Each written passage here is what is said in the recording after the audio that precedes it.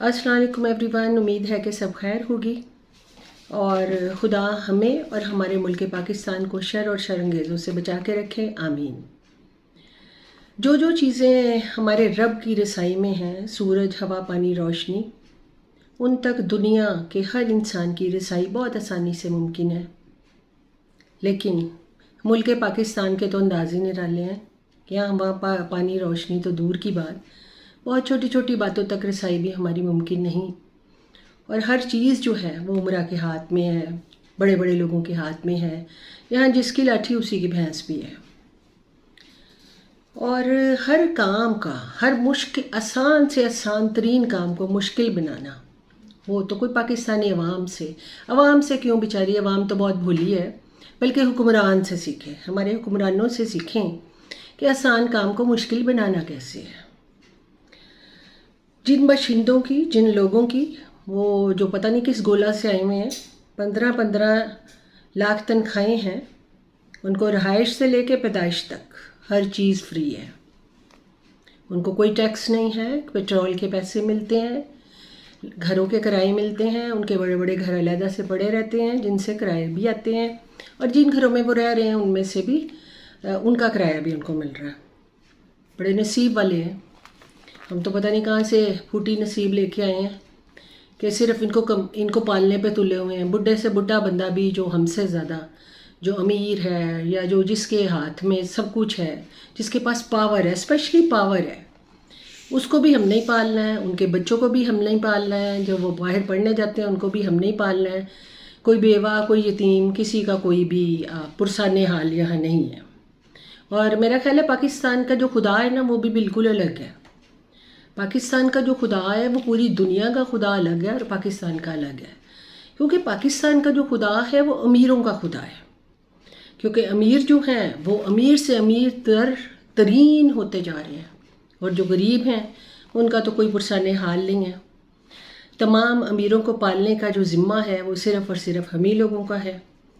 और अगर उस्ताद कोई है, उसी ग्रेड का ऑफिसर जिसके जो और दूसरे लोग हैं, उस टीचर को तो कोई सहूलत हासिल नहीं है।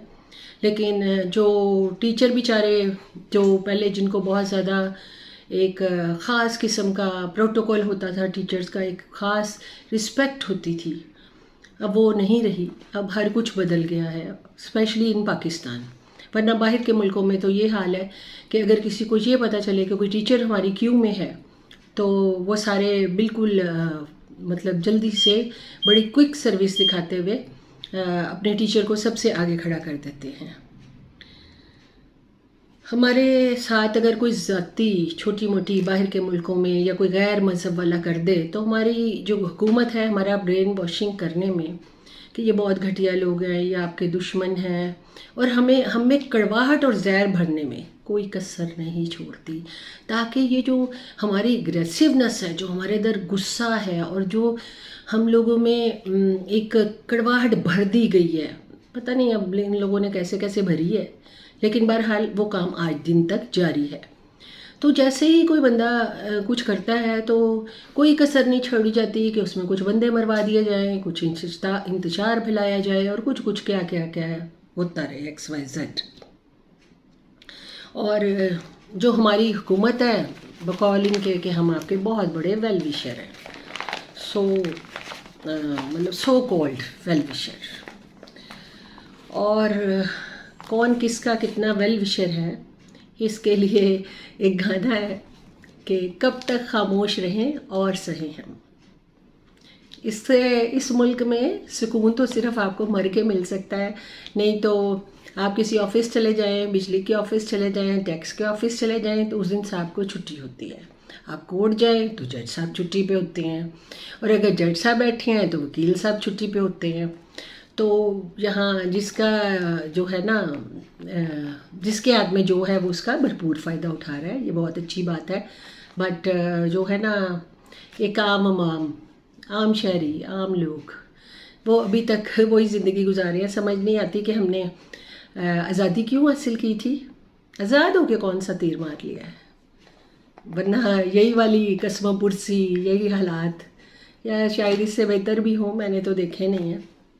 खैर, मैं आपको एक वीडियो दिखाती हूँ, वो देखें پھر نیکسٹ بات ہم کرتے ہیں. جارج برنارڈ شاہ نے کہا تھا کہ میں جب قرآن پڑھتا ہوں تو محسوس کرتا ہوں اس سے بہتر کتاب کوئی ممکن نہیں، لیکن جب مسلمانوں کو دیکھتا ہوں تو محسوس کرتا ہوں ان سے زیادہ ذلیل قوم دنیا میں کوئی نہیں. یہ کنٹراسٹ ہے جو اپنے وجود سے پیش کر رہے ہیں.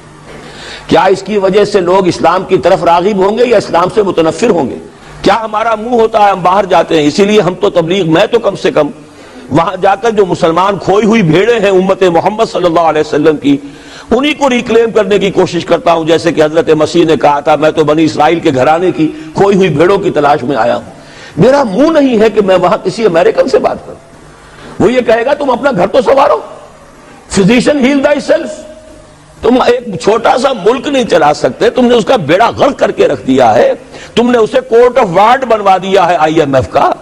ہاں یہاں تو گھڑی گھڑی جو ہے قرقمین آتے ہیں آئی ایم ایف کے اور ورلڈ بینک کے قرقی کرنے کے لیے. ہر روز ایک نئی قرقی ہو رہی ہے، ہر روز جو ہے آج پھر گاڑیوں کا کرایہ بڑھ رہا ہے، بجلی کا کرایہ قرقی ہو رہی ہے. عوام کے اندر جو بھی راہ رہ گیا اسے بھی چوسنے کا اور کشید کرنے کے لیے. ایک حکومت کو گرا دو، وہ تو بدنام کر دی گئی، دوسری حکومت لے آؤ، اس کے ہاتھوں کچھ کام کروا لو، وہ بدنام ہو جائیں گے تو ان کو بھی ہٹا دینا. ان کا کیا کھیل ہے؟ یہ کھیل کھیلتے رہیں گے اور اس میں یہ ہے کہ اپنی قرقیاں کرتے چلے جاؤ. یہ حال اب کیا میرا منہ ہے کہ میں جا کر وہاں بات کروں؟ تم اپنے گھر کو دیکھو، تم اپنے ملک کو دیکھو. ایک وہ ہے جنہیں تصویر بنا آتی ہے، ایک تم ہو کہ لیے اپنی بھی صورت کو بگاڑ. تو صورت یہ ہے کہ جب کوئی قوم جو امت مسلمہ ہو یہ طرز عمل اختیار کرتی ہے تو عذاب اس پر آتا ہے. بڑی کڑوی بات ہے. آج عذاب کفار پر نہیں آ رہا، وہ تو اللہ تعالیٰ ان سے آخرت میں نبٹ لے گا، لیکن اب دنیا میں جو عذاب آتا ہے وہ مسلمان امت پر آتا ہے. آپ نے ویڈیو دیکھ لی. یہ ڈاکٹر اسرار احمد کو سبھی جانتے ہیں، کوئی نیا نام نہیں. بڑے مستند ٹیچر، ڈاکٹر، بہت بڑے مفکر. کون بندہ ان کو نہیں جانتا اور ان کی باتوں سے واقف نہیں ہے. اور یہ جو ویڈیو ہے اس پہ کیونکہ سن نہیں مینشن کیا گیا اس لیے میں نہیں جانتی کہ یہ کس سن کی ویڈیو ہے. اور آپ ان کی باریکی نظر دیکھیں کہ ڈاکٹر اسرار اور جو ان کی منہ سے جو باتیں نکل رہی ہیں وہ ہم پہ کیسے ہم پہ تو نہیں، ہمارے حکمرانوں پہ کیسی فٹ بیٹھ رہی ہیں. لیکن سارے تو ایسے ہیں جیسے چکنا گھڑا ہوتا ہے نا، بوند پڑی اور پھسل گئی، اب کدھر گئی تو کوئی جانتا ہی نہیں. اور ایک بڑی اچھی جو ایک حکمت عملی پاکستان میں آزمائی جاتی ہے، کان سے سنو تو دوسرے سے نکال دو. میرا خیال ہے اس محاورے کا نا جتنا اچھا استعمال پاکستانی قوم نے کیا ہے نا اور کوئی ملک کر نہیں سکا. اور خدا کرے کہ ہمارے ملک میں ڈاکٹر اسرار جیسے اور انجینئر محمد علی مرزا جیسے بہت سارے لوگ ہوں، لوگ ملٹیپل ہو جائیں.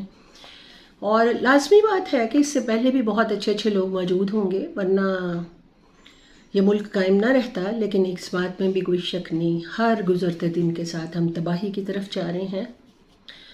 اینڈ تو ہر ایک کا ہوتا ہے، لیکن جس بربادی سے ہم جائیں گے نا ون بائی ون کر کے، نئے بچے آتے رہیں گے، ہم جاتے رہیں گے، تو اس کو تو میرا نہیں خیال کہ کوئی اس ڈیزاسٹر کو، اس آنے والے طوفان کو کوئی نہیں روک سکتا.